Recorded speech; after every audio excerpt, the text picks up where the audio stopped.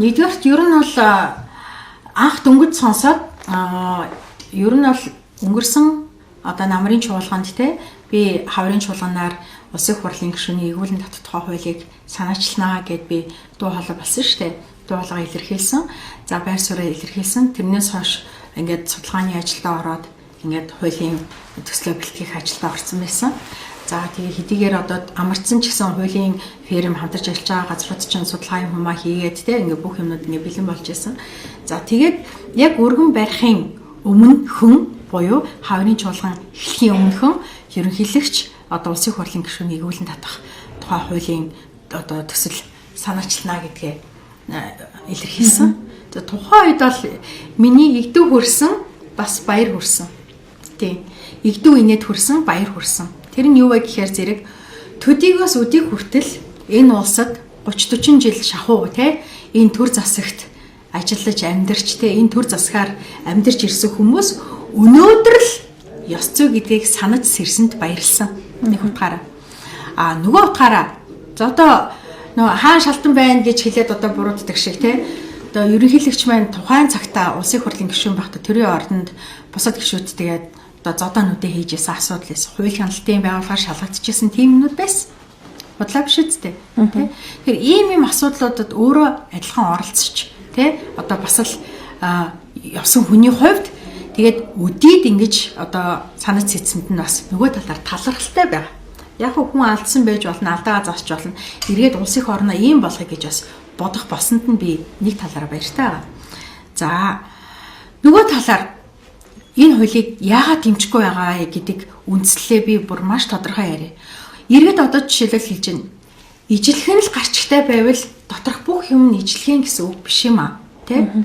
Тэгэхээр хэдийгээр улсын хурлын гишүүний эргүүлэн татах тухай хууль нь ерөнхийлөгч гэх болон Иргэн Зориг ногоон намын Батын Батбаатар мөн түншлэг Иргэний Зориг ногоон намын улсын хурлын гишүүн Наран Туяа Наара нарын энэ гурван одоо субъектийн нэршлэн яг ижилхэн боловч доторх агуулга нь бүгд харилцан адилгүй өөр байгаад байна.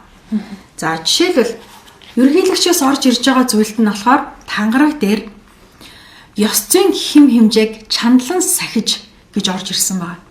Тэгвэл ёс зүйн хэм хэмжээг ямар хэмжүүрээр хэмжиж гэж өөрсдөө тодорхойлж орж ирсэн юм.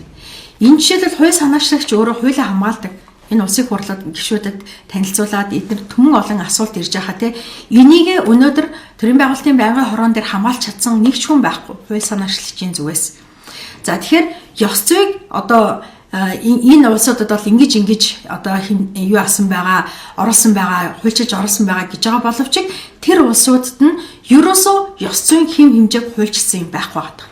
Тэгэхээр энэ мэтчлэн зүйлээс нь за одоо тэгвэл илүүтэй ингээд зүгээр л ордон дотор болдог зүйлээс яриа. Тэгвэл ордон дотор ерөнхийлөгчийн холбоо хамгааллын улсын хурлын гишүүд архитан согтуураад агсам согтуу тавиад явж шин. Энэ төрийн ордонд архи ууж, архитан агсам согтуу тавих нь битгийх л архи уухан зөв үйлдэл юм уу? Энэ ёс зүйтэй үйлдэл мөн үү? Оруулдагчгүй үстэй тэр. Тийм, оруулдагчгүй үстэй.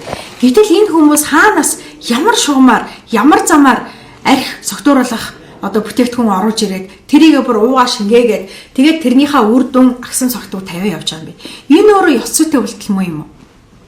Тэгвэл ийм улсын хурлын гишүүдийнхаа ёс зүйг ярьдгүү бэжиж тий тэгээд гэрт нь хулгай орсонд бухимдсан улсын хурлынхаа гишүүний гэртээ хийж байгаа лайваар өнөөдөр улсын хурлын ёс зүйн дэгийн дэд хороо ажиллаж шít. Тийм биз дээ. Улсын хурлд ард түмнийхээ элчийн хувьд тий нийт иргэн улсын орныхаа ашиг сонирхлын төлөө ажиллана гэж тангараг өргөдөг. Тэгвэл иргэдийнхаа наад зах нь иргэдэд төлөөлөх ажилдаа хуралдаа цаг нартаа суухгүй байгаа улсын хурлын гишүүдийн асуудлыг ёс зүй дэгийн дэд хороо оруулж ирэхгүй мөртлөө тэр тэнд байгаа гэртээ байгаа хүний гэртээ авиралж байгаа ааш аран шиг өнөөдөр улсын хурлын ёс зүйрээ оруулж ирж байна.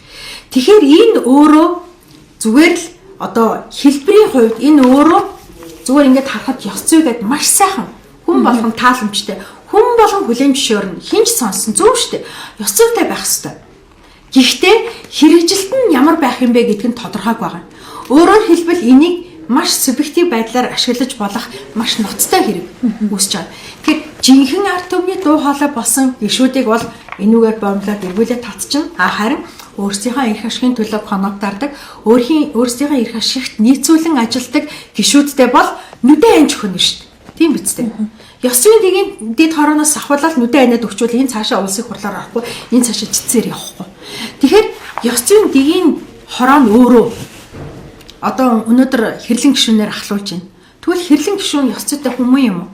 Бүх ард түмний одоо татвар төлөгчдийн төлбөрөөр татвар төлөгчдийн зардлаар холбооны герман улсад сураад ирчээд тэгээд би төр 5 жил ажиллаад өөрөө төлсөн шүү дээ гэж сууж байгаа чи энэ өөрөө ёс зүйн юм уу? Тэгвэл төрийн одоо мөнгөөр сурсан хүн бүхэн л төр цалингаа аваад 5 жил ажилласнараа ингэ болчдөг бол үгүй энэ одоо боловсролын зээлийн сан гэж утга учир юу байна? Тийм ээ.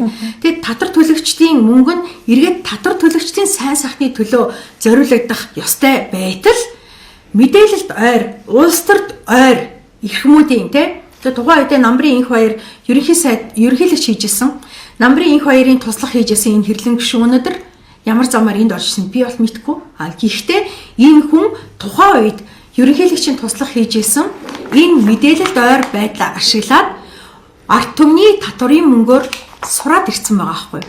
Тэгээ өнөөдөр тэр нь хүү бодогдоод Монгол улсад 250 сая төгрөгийн хохирол учирчаад байгаа тэрийг төлөхгүй байж шээ. Тэгэд энэ хүн ёс зүйтэй хүн юм уу? Тэгээ ийм ёс зүйтэй хүн, тийм ёс зүйтэй хүнийг шүүхэн зүй юм уу гэдэг асуудал үүсээд байгаа байхгүй. Тэгэхээр энэ өөрөө хиндэн нүдэн анж өгдөг хууль байх юм, хиндэн нүдэн нээдэг хууль байх юм бэ гэдэг асуудал. Нөгөө талаар ард түмний жинхэнэ дуу хоолой болсон за над митийн одоо ингээд ийм хинээс ч хараат бус ямар ч дарга нам эвслээс ямар нэгэн хөшүүргээр одоо хамааралтай биш ийм улсын хурлын гишүүдийг цор үннийг хинээс ч айхгүй шулуун шударгаар аваад хаях энэ эрхийг боомлно гэдэг нь өөрөө цаагаараа иргэдийн эрхийг боомлох. Өөрөө цаагаараа иргэдэд байгаа цорын ганц эрх буюу сонгуулийн эрхийг нь булааж байгаагаас ялгаагүй л явц. Өнөөдөр Монгол улсын иргэдэд зөндөө олон эрх ингээд хуулиар олгогдсон байна л да тийм ингээд эрүүл аюулгүй орчинд амьдрах тийм ингээд одоо эрүүл мэндийг хамгаалуулах тгийх ингээд гэлтэй. Гэтэл энэ бүх эрхүүд нийгэм эдийн засгийн хүчин зүйлээр бүгдээрээ хязгаарлагдсан байгаа. Хуулийн хүрээнд одоо үндсэн хуулийн дагуу ийм эрх гээл ингээд зөндөө заасан байдаг. Гэтэл бүгдээр энэ хуулийн хяналтын байгууллага дээр очиод тэгш бус харилцаа хандгаар боомлогддог. Тийм биз дээ. За төрийн бодлого иргэн бүрт ээлтэй байх ёстой л гэдэг. Гэтэл төрийн татварын бодлого төрийн элдэв одоо зөвшөөрлийн шийдвэрийн гэдэг энэ бүх юм чинь бүгдээрээ иргэдэд бүх эрхийн боомлсон байдлаар очиж байгаа байхгүй.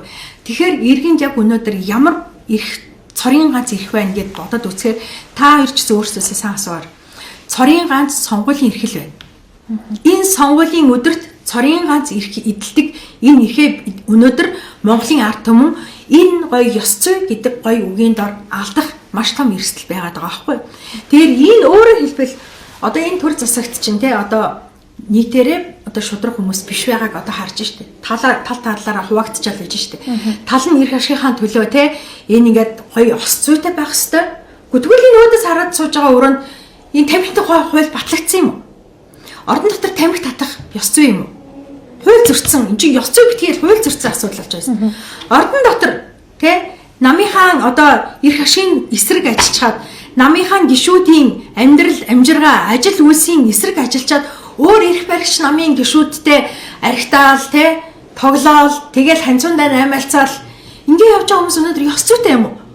Нүдний ил муу мухайг ил хийсэн нь ёс зүйгүй хүн болчдөг. Нүднээс далд бүхэн ёс зүйтэй хүлээн зөвшөөрөгддөг улс байх юм бол бид нар тэр чигээрээ бодит ангал руу явж байгаа хүлээн зөвшөөрөх ёстой.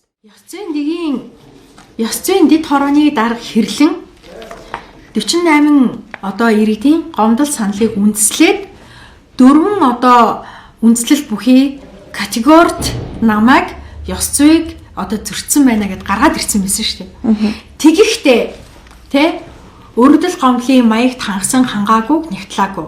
Дээрээс нь за тэгээд одоо яг наран туяа наараа гишүүнд хаягдсан үгүй юу гэдгийг одоо нэгтлаагүй. Жишээлбэл ёс зүйгүй гишүүдэд тат гэл тэр нь миний нэр дээр. Тийм байж болох уу? Ёс зүйгүй зөндөө олон гишүүд байгаа шүү дээ. Тэднэрт ч бас адилхан оруулж ирж тэдний тэгвэл гэсэн чинь миний нэр дээр ингээд 48 өргөдлийн 48 дахь нь олгоод ингээд хайцсан. Наад бүдүүн хаагаа зайлуулаач гэсэн чи окей гэдээ аваад оруулаад ирчихсэн заяа. Наад чи одоо ингээд хүүхдийнх нь эцэг нь хэн болох нь мэддэхгүй байна. Наа ч одоо ард түмэнд ингээд те юу хүүхдийнхээ эцгийг хэн болохыг аль бие ёсоор зарлаагүй зарлуулаач гэсэн чи зүй те гэдээ аваад гэсэн.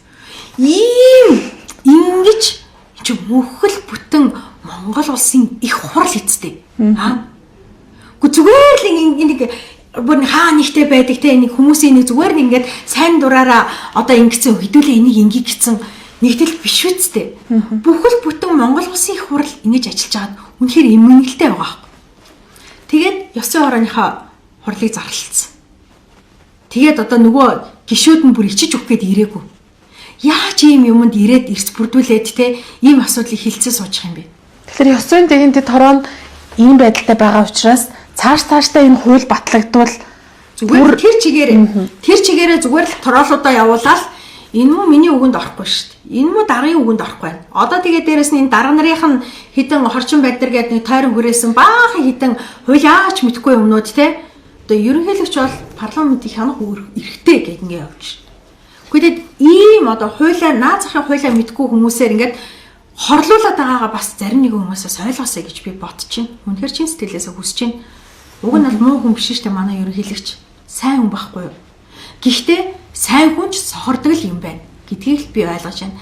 Тэгээ ерөнхийлөгчийгөө би энэ одоо бүрэн эрхийн 1 жилийн хугацаанд аль болох те шудраг нээлттэй шүүмжилж чаддаг иргэд ард түмний байдал болоод өөрийнх нь ч гэсэн те одоо нөхцөл байдлыг шударгаар шүүмжилж чаддаг тийм хүмүүсээр хүрээлүүлээд эргээд сайн дурсагдах нэртэй ерөнхийлөгч байж бугасаа гэж хүсэж байгаа шүү.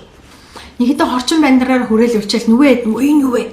Энэ таны ингэсэн биз дээ. Энийг халаач. Энийг ингэ зайлуул. Энэ таны үгэнд орохгүй. Энэ таны эсрэг ингэдэг хин юм.